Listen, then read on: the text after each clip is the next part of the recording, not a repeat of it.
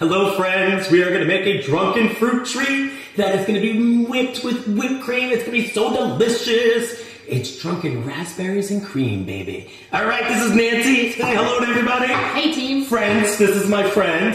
So we're going to take some raspberries, 2 pints of raspberries. And I'm going to pour about 2 tablespoons of orange liqueur. You can switch this with a hazelnut liqueur, whatever you want. Let's put a little bit more because we're going to get a little drunk.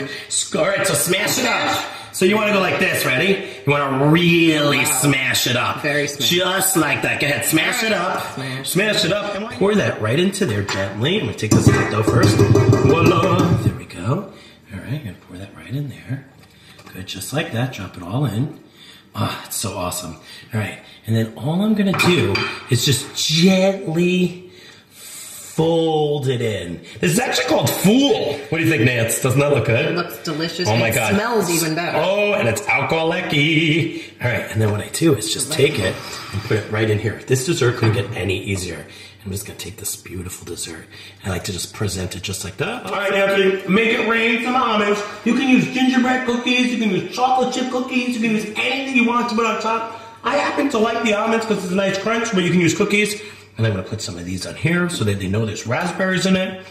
And Nancy, since we're friends, I think we should take a big scoopful. Okay. Good.